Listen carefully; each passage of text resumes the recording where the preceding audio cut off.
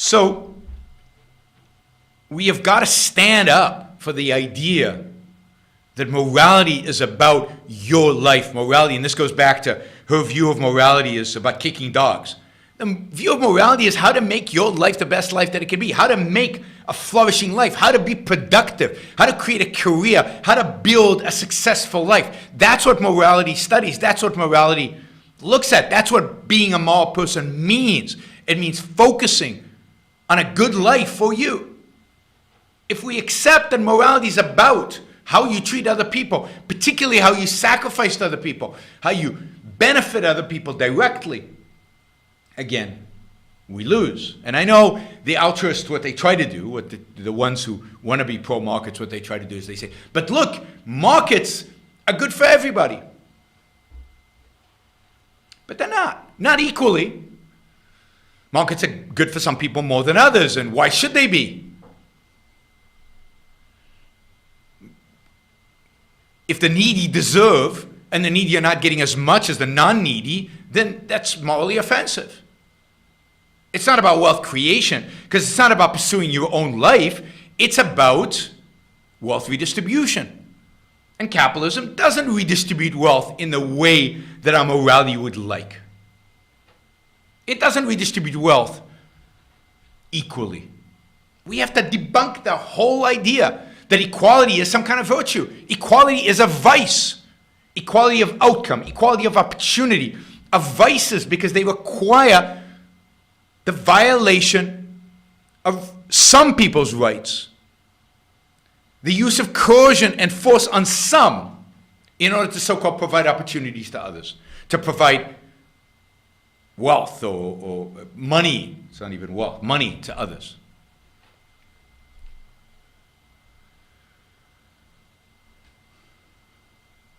We have to be able to make that moral claim, that inequality is a feature of freedom, not a bug. A feature of freedom, not a bug. And that when economies are free, they get rich. And when they get rich, everybody who's productive gets richer, not equally. But when economies are free, they get rich, and everybody who's productive, standard of living goes up. And to some extent, even those who are not productive, their standard of living goes up, just because the stuff around them gets better.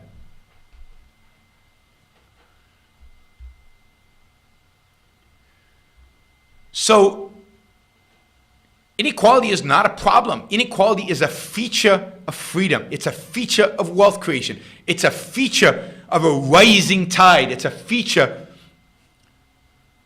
of good things happening under freedom. And this is where I'll also just say, as an aside, as an economic side, that the whole idea that the middle class is stagnated, the wages have now gone up, is just bogus. It's just not true. And one illustration of that is just the idea that everybody has one of these today, and a computer, and all kinds of other goodies that we have. And yet economists can't measure that. They can't measure the value of these things to our lives. They can't value the way in these things have improved our lives in significant ways. All they can measure is the amount of money, in a sense, we have in the bank. But if that money is actually buying us better things, things that contribute to our life more, they don't have a measure for that. They don't have a way to calculate that.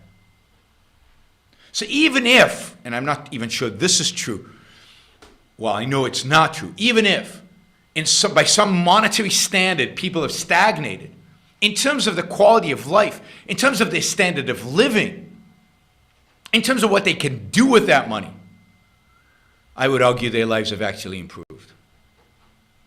Now let me just repeat, you can get all of this in great detail and proven with charts and numbers and history and lots of data in my book with Don Watkins, Equal is Unfair, which I encourage everybody to go and read because I think it really provides a big chunk of the moral answer to what is going on here. Lastly, I think that one of the crucial things that has to be done, if we're gonna defend capitalism and stop the tide of AOC and Elizabeth Warren, stop the tide of class warfare, stop the tide of the American people blaming all their problems on the rich. I guess we've run out of Mexicans and we've run out of Chinese because Donald Trump has fixed all that. Now we'll run after the rich. Right? But notice it's the same mentality. Republicans want to blame the Chinese and the Mexicans. The Democrats want to blame the rich when it's none of those people's fault. Problems we have today are our fault. They're the fault of the people who have established the system that we have, the mixed economy that we have. It's the fault of the people who advocate for and who vote for and who enact the mixed economy. So the thing we have to do is defend billionaires. We have to show how billionaires are moral. We have to show how billionaires are productive. We have to show how billionaires create value. We have to show that they have earned every last dime that they make. Now, if there are billionaires that are truly crony, that the essential characteristic that they have is cronyism, then attack the cronyism. Attack the subsidies, the government favors. Don't attack the billionaires, even when they're lefties. In their capacity as billionaires, defend them. Show how you cannot become a billionaire in a free society without creating real values. Real values for hundreds of millions of people. Real values that change the world for the better. That you cannot become a billionaire without applying your mind, without thinking, without working hard, without figuring stuff out that nobody else can in order to solve those values.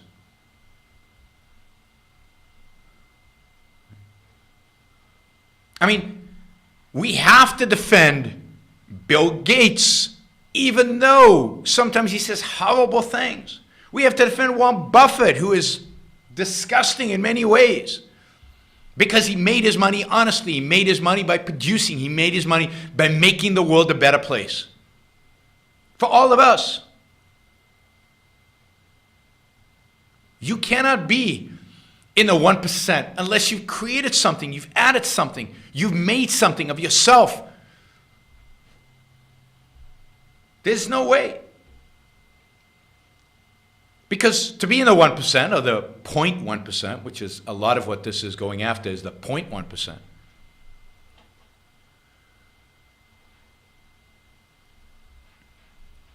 To be in the 0.1%, you've had to come up with some innovation. You've had to create something that people really want and are willing to pay you for more than what it costs you to produce. And not a few people. Millions and millions and millions of people. And then they're willing to pay to buy it over and over and over again. Because every business has massive costs. You have to make a profit over and over and over again to become a billionaire. Which means you have to create great products that lots of people want because they make those people's lives better over and over and over again.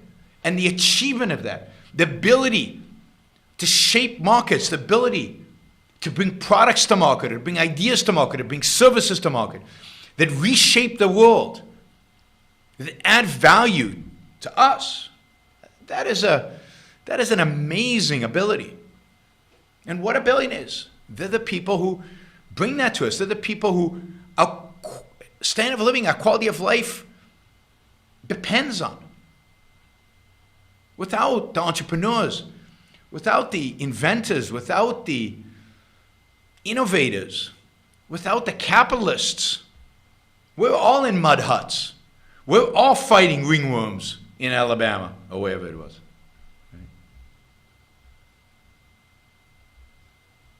All the stuff that we take for granted is stuff created by that 0.1%.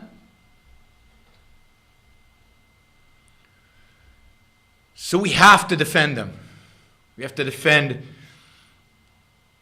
the financiers among them, the technology innovators among them, the internet entrepreneurs among them, the Walmarts of them among them. I mean, think about how Walmart has benefited the lives of millions and millions and millions and millions of Americans.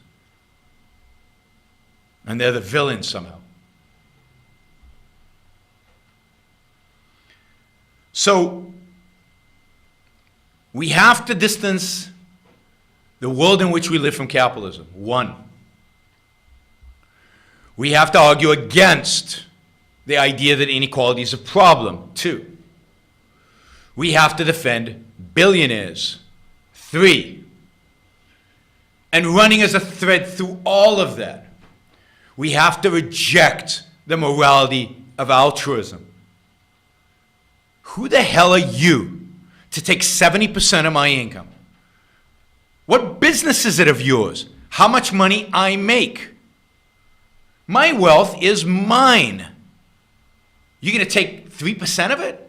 I wish. I wish I was a billionaire, right? I don't wish you could take 3%, but I wish I was a billionaire.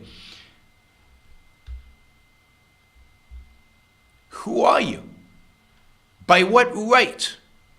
By what moral right? I'm a productive, honest individual. As I said in the show I did a few weeks ago about the progressive income tax, taxes should be regressive. Because the billionaires of the world have contributed so much already. The whole world stands on their shoulders. Now we're going to penalize them for the contribution that they've made? We should be rewarding them.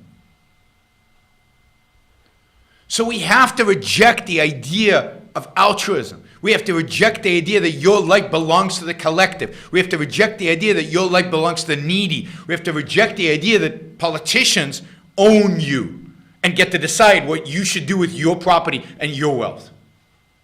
And until we're willing to do that, Elizabeth Warren and AOC and their various minions, and maybe a more charismatic version of them, are going to win. Are going to win. Because they check all the right boxes. They've got a story about blaming capitalism. They've got a story about inequality.